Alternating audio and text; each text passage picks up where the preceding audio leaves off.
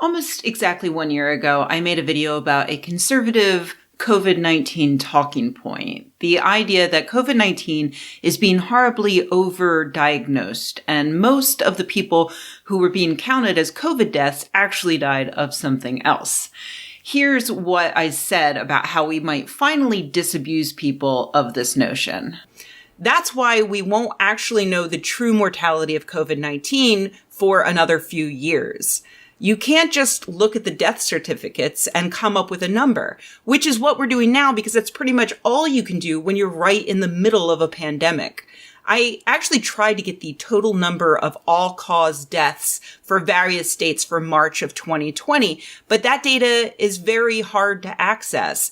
As it should be, because we really don't need more armchair epidemiologists making our lives miserable with incomplete data. But one thing actual scientists can do in the future is look at, for instance, how many people died in New York in March of 2017, 2018, and 2019, and then compare that to how many people died last month, March of 2020. And then we will know the true impact COVID-19 had. Just kidding. That still wouldn't tell us the truth because there are always mitigating factors. Did more people die because of COVID-19? Did fewer people die of car accidents because fewer people are out driving?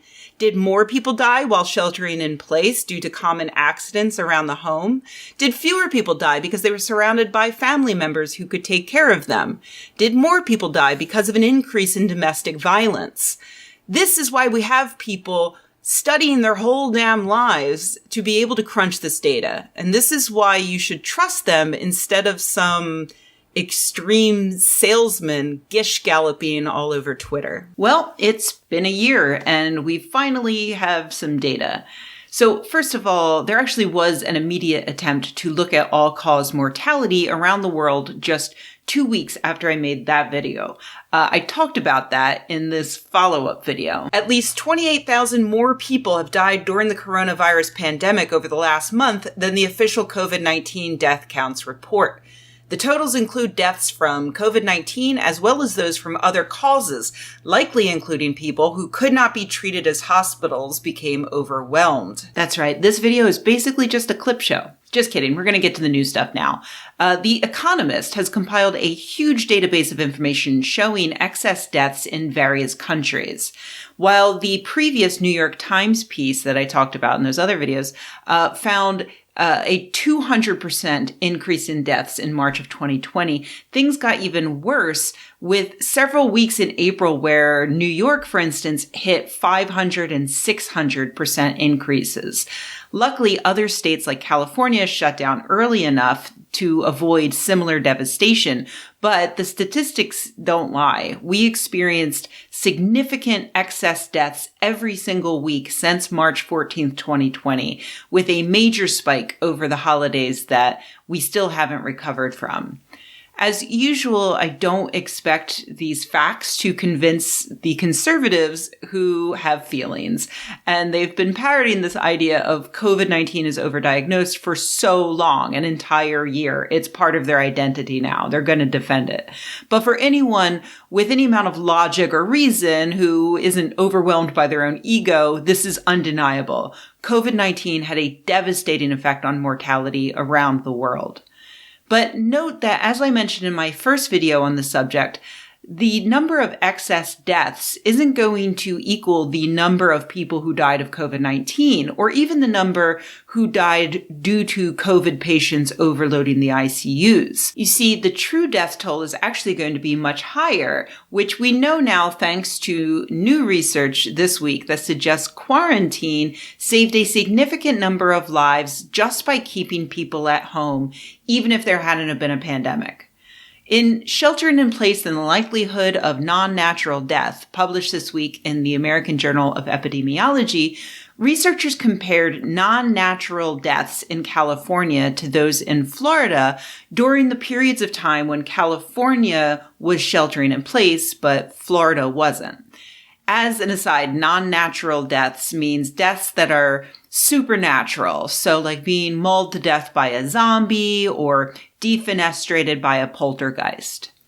Okay, no, I'm just kidding. It means deaths that are not related to illness, including COVID-19, but also things like cancer and heart disease. Those are considered natural causes of death.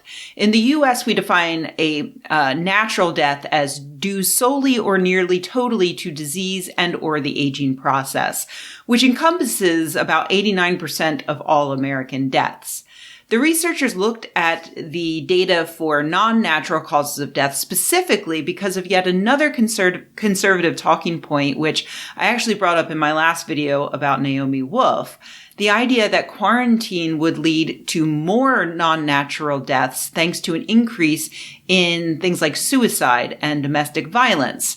Something that I would happily agree has a chance of being true, though there's simply no way a rational person could think that potential increase in suicides or other causes would possibly make up for the number of lives we would save simply by quarantining due to COVID-19. So it turns out these researchers found that time series modeling using 7 years of weekly non-natural deaths shows that when California ordered sheltering in place but Florida did not, Californians yielded unexpectedly few non-natural deaths.